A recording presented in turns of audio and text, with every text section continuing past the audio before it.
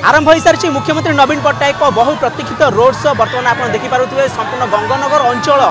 road show लोक जनता भितर भरी जाइए व्यापक प्रस्तुति पुलिस प्रशासन पक्षर चारिड़े कड़ा सुरक्षा व्यवस्था ग्रहण कर मुख्यमंत्री बर्तमान रोड शो आरंभ कर लोक भोट अपील करुँचे जिते प्रार्थी रही भुवनेश्वर संसदीय क्षेत्र एवं विधानसभा समस्त को संकोचन भोट देवाई भोट मागुंट एवं प्रतिश्रुति जहाँ रही 24 निर्वाचन लोक पाखे पहुँचाऊँच जे षष्ठ थर जदि सरकार गढ़ुंट तेबे से सब प्रतिश्रुति को पुणी थे पूरण करेंगे एवं मुख्यमंत्री को जहाँ रूट रही बर्तमान गंगानगर छकु रोड शो आरंभ हो LIC ऑफिस छकरू पुणी थे HDFC बैंक छक निको पार्क जयदेव विहार कलिंग स्टाडियम तापरे रूपाली छकरू मास्टर कैंटीन रु जदि कह राजमहल छक राजमहल शिशु भवन छक दे जहाँ ये जो रोड शो टी शेष हम यहाँ मुख्यमंत्री सीधा निवास को फेरीजे ये जो संघर्ष ये जो स्वाभिमान फेरे आनिबा जो असम्मान आम हो 5 वर्ष है आउ गोटे उपयुक्त व्यक्ति को आणिक से स्थान में बसेवा ना कि जो व्यक्ति ओडिशा विरोध में काम करे से भली व्यक्ति आ जो मैंने ए अंचल नुहति ना संस्कार जानते ना व्यवहार जानते ना भल पाया जानते ना अंतर कष्ट अंचलवासी बुझा जानते तो से भाया व्यक्ति को राजनीति दूरे धन्यवाद आप आम भूल पे कि आमको क्षमा करेंगे 5 वर्ष आम नष्ट हो आज आम गुरु ओह्लाउंट ये समय आम खुशीर क्षण आम गोटे पवित्र समय ये आम गुरुर आशीर्वाद ना समस्ते एकाठी राजनीति बहुत दूर रे मन भर फिलहाल यहीने जमती आम गोटे मंदिर कि आम माँ बापा को बहुत दिन पर देखा हो मुंडिया मारे जो इमोशंस के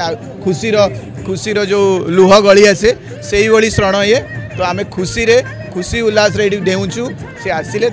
आशीर्वाद दबू आउ कि ना ये केवल निर्वाचन पाई नुह माननीय मुख्यमंत्री नवीन पट्टनायक निरंतर भाव में ओडिशावासी को सेवा कर विजु जनता दलर प्रत्येक नेता एवं कर्मी ओडिशावासी सेवार सबु बेले समर्पित होकर काम कर आज निर्वाचन रही निश्चित भाव में रोड शो हो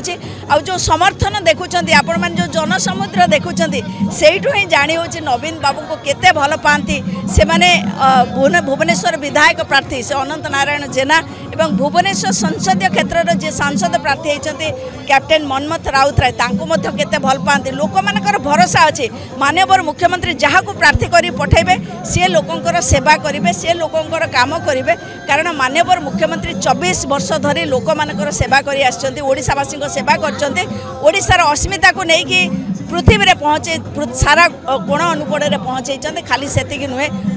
ओडिशार एक स्वतंत्र परिचय सृष्टि होती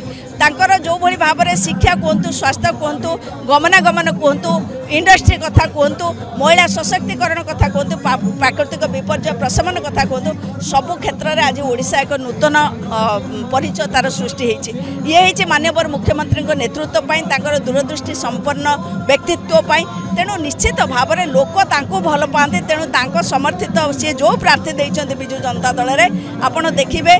समस्ते जीतिक आसबे विपुल संख्यार जीतिक आसबे आउ जहाँ दल तरफ कहुई